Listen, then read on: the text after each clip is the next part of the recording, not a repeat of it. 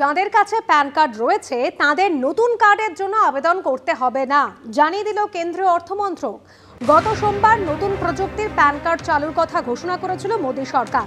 আর তারপরে যাদের আগে থেকেই প্যান কার্ড রয়েছে তাদের মধ্যে বিভ্রান্তি দেখা দিয়েছে। প্রশ্ন উঠছিল যে সবাইকেই কি নতুন প্যান কার্ডের জন্য আবেদন করতে হবে। সেই বিভ্রান্তি দূর করতেই পুরনো প্যান কার্ডে কাজ চলবে বলে ঘোষণা করেছে কেন্দ্রীয় সরকার। আমাদের প্রতিনিধি বিজেন্দ্র সিংহ এই মুহূর্তে রয়েছেন আমাদের সঙ্গে টেলিফোন লাইনে। বিজেন্দ্র, কি ঘোষণা করা হলো এই নতুন প্যান কার্ড চালুর ক্ষেত্রে? দেখো অনুসুয়া, এখন অব্দি ৭৮ কোটি প্যান কার্ড ইস্যু করা হয়েছে সরকারের তরফ থেকে। সোমবার ক্যাবিনেট সিদ্ধান্ত নিয়েছিল কি নতুন প্যান কার্ড এখন স্টার্ট করা হবে। যারা নতুন অ্যাপ্লাই করছেন সেটাতে কিউআর কোড থাকবে এবং একটা ইউনিফাইড পোর্টাল লঞ্চ করা হবে সরকারের তরফ থেকে, যেখানে নতুন যারা অ্যাপ্লাই করতে চাইছেন কিউআর কোড আলা প্যান কার্ডের জন্য তারা অ্যাপ্লাই করতে পারবেন। কিন্তু সোমবারের সিদ্ধান্তের পর একটা বিভ্রান্ত সৃষ্টি হয়েছে কি যাদের অলরেডি প্যান কার্ড আছে তারাও কি কিউআর কোডের প্যান কার্ড নেওয়ার জন্য নতুন করে অ্যাপ্লাই করতে হবে। সেক্ষেত্রে সরকারের তরফ থেকে জানানো হয়েছে যে যাদের কাছে প্যান কার্ড রয়েছে তাদেরকে নতুন করে অ্যাপ্লাই করতে হবে না, সেই প্যান নম্বরই তাদের ভ্যালিড থাকবে। তবে হ্যাঁ, যে পোর্টালটা লঞ্চ করতে যাচ্ছে সরকার, সেখানে অনেকেই প্যান কার্ডের নামের স্পেলিং ভুল থাকে, ডেট অফ বার্থ ভুল থাকে, বা অ্যাড্রেস যদি তারা চেঞ্জ করতে চান, ইমেল অ্যাড্রেস চেঞ্জ করতে চান বা মোবাইল আপডেট করতে চান, সেক্ষেত্রে তারা ওয়েবসাইটে গিয়ে সেটা করতে পারবেন। প্যান নম্বর যেটা পুরনো অ্যালট করা হয়েছে সেটাই থাকবে। নতুন যারা প্যান কার্ড অ্যাপ্লাই করছেন তাদের জন্য যে প্যান কার্ডগুলো ইস্যু করা হবে, সেক্ষেত্রে বলা হয়েছে সরকার যেখানে ক্যাবিনেটের তরফ থেকে ১,৪৩৫ কোটি টাকা স্যাংশন করা হয়েছিল সোমবার এই ইউনিফাইড একটা পোর্টাল লঞ্চ করার জন্য, এবং যে ব্যাকবোন তৈরি করা হবে যেখানে যে অলরেডি যাদের প্যান কার্ড ইস্যু করা হয়েছে, যার মধ্যে ৭৮ কোটি মানুষ রয়েছেন যাদেরকে এখন অব্দি প্যান কার্ড ইস্যু করেছে সরকার, সেসব ডেটাগুলো সেখানে ফিট করে দেওয়া হবে। এই ডেটা সেখানে অ্যাভেলেবেল থাকবে। নতুন যারা অ্যাপ্লাই করছেন তাদেরকে কিউআর কোড আলা প্যান কার্ড এখন থেকে দেওয়া হবে, যেহেতু সরকার মনে করছে কি যত ব্যবসা বা ইনকাম ট্যাক্স ডিপার্টমেন্টের অন্যান্য কাজগুলো থাকে সব এই প্যান কার্ড দিয়ে ট্র্যাক করা হয়। তো প্যান কার্ডের গুরুত্ব আরো বাড়ানোর জন্য, আরো কিছু এক্সট্রা ফিচার্স দেওয়ার জন্য সরকারের সিদ্ধান্ত নিয়েছে। কেন কি সরকারের তরফ থেকে অশ্বিনী বৈষ্ণব পরশুই জানিয়েছিলেন কি যে এখন সেটআপটা রয়েছে সেটা ১৫ থেকে ২০ বছর পুরনো সেটআপ, যেখানে প্যান কার্ড অ্যাপ্লাই করা হতো এবং সেই প্যান কার্ড বাড়িতে আসতো। এখন তারা পুরোপুরি এটাকে পেপারলেস করতে চাইছেন। অনলাইন ডিজিটাল প্ল্যাটফর্ম একটা তৈরি করা হচ্ছে যেখানে মানুষ গিয়ে ফ্রেশ অ্যাপ্লিকেশন করতে পারবেন এবং সেখানেই প্যান কার্ড জেনারেট হয়ে কিউআর কোড আলা কার্ড তাদের কাছে চলে আসবে। তারা যদি ফিজিক্যাল কার্ড নিতে চান সেক্ষেত্রে ৫০ টাকা দিয়ে সেই কার্ড তার বাড়িতে নিতে পারবেন। যাদের অলরেডি কার্ড রয়েছে সেখানে যদি কোনো চেক কোনো যদি ত্রুটি রয়েছে সেটা তারা ঠিক করতে চাইছেন, সেটাও ওয়েবসাইটের মারফত তারা করতে পারবেন। এটাই সরকারের সিদ্ধান্ত হয়েছে। ধন্যবাদ বিজেন্দ্র। অনুসুয়া, চিটফান্ড মামলায় প্রভাবশালী যোগ খুঁজতে এবার ইডির হাতে গ্রেফতার প্রয়াগ গোষ্ঠী ডিরেক্টর বাবা ও ছেলে। গতকাল আপনারা জানেন দিনভর তল্লাশি চলেছে নিউ আলিপুরের ফ্ল্যাট থেকে। এরপর বাবা বাসুদেব বাগচিকে গ্রেফতার করেছে ইডি। মুম্বাই থেকে ছেলে অভিক বাগচিকেও গ্রেফতার করেছে কেন্দ্র এজেন্সি। আর অভিককে আজই কলকাতায় নিয়ে আসা হবে।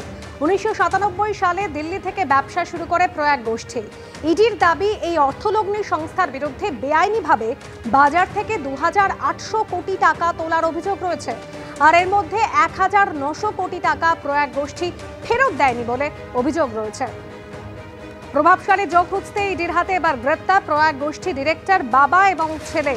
নিউ আলিপুরে ফ্ল্যাট থেকে তল্লাশি চালানো হয় এবং তারপর বাবা বাসুদেব বাগচি তাকে গ্রেপ্তার করা হয় এবং এরপর মুম্বাই থেকে ছেলে অভিক বাগচিকেও গ্রেপ্তার করেছে কেন্দ্র এজেন্সি। প্রকাশ সিনহা আমাদের প্রতিনিধি রয়েছেন আমাদের সঙ্গে। প্রকাশ, অভিক বাগচি তাকে আজ কখন নিয়ে আসা হবে মুম্বাই থেকে? অন্যদিকে বাসুদেব বাগচি তার বাবা তাকেও গ্রেপ্তার করা হয়েছে। দুজনের বিরুদ্ধে ঠিক কি অভিযোগ? দেখো, যেটা ইডি সূত্রের খবর, দুজনকেই গ্রেফতার করা হয়েছে। তুমি জানো গতকাল সকাল থেকেই ইডির ম্যারাথন তল্লাশি অভিযান চলছিল কলকাতা এবং মুম্বাইয়ে। একসঙ্গে ১০টি জায়গায় তল্লাশি অভিযান। এবং ইডি সূত্রের খবর গতকাল গভীর রাতে প্রয়াগ গোষ্ঠীর কর্ণধার বাবা ছেলে বাসুদেব বাগচি এবং অভিক বাগচি দুজনকেই গ্রেফতার করা হয়েছে। মূলত ইডি আধিকারিকরা জানাচ্ছেন প্রভাবশালী যোগ খোঁজার জন্যই কিন্তু দুজনকে গ্রেফতার হয়েছে এবং ইতিমধ্যেই মুম্বাই থেকে অভিক বাগচিকে কলকাতায় নিয়ে আসা হচ্ছে। ইডি সূত্রের খবর আজকে দুপুরের মধ্যে অভিক বাগচিকে মুম্বাই থেকে কলকাতা নিয়ে আসা হচ্ছে এবং আজকেই দুজনকে ইডি স্পেশাল কোর্টে তোলা হবে এবং সেখানে কোর্টে তুলে দুজনকে রিমান্ডে নেওয়ার প্রেয়ার ইডির তরফে জানানো হবে।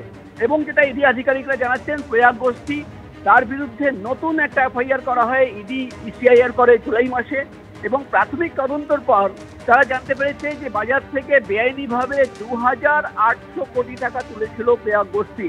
তার মধ্যে ১,৯০০ কোটি টাকা আমানতকারীদের ফেরত দেওয়া হয়নি এবং বিভিন্নভাবে বেআইনি স্কিম থেকে টাকা তোলা হয়েছিল চিটফান্ড কোম্পানি। এবং এই টাকা কোথায় গেল?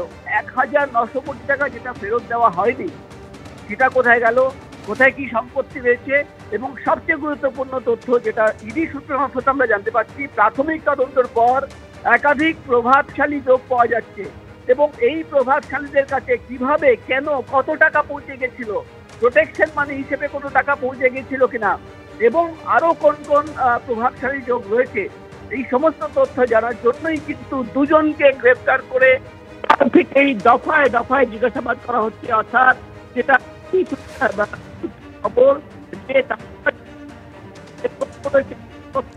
দেখেই কিন্তু মধ্যেই জিজ্ঞাসাবাদের প্রক্রিয়া এবং দুজনকে গ্রেফতার করে কোর্টে তোলা হচ্ছে এবং 1900 টাকা কোথায় রয়েছে, কোনো টাকা প্রভাবশালীদের কাছে পৌঁছে গেছিল কিনা, কিভাবে পৌঁছে গেছিল, এই সমস্ত তথ্য খোঁজার চেষ্টা চালাচ্ছেন ইডির গোয়েন্দারা।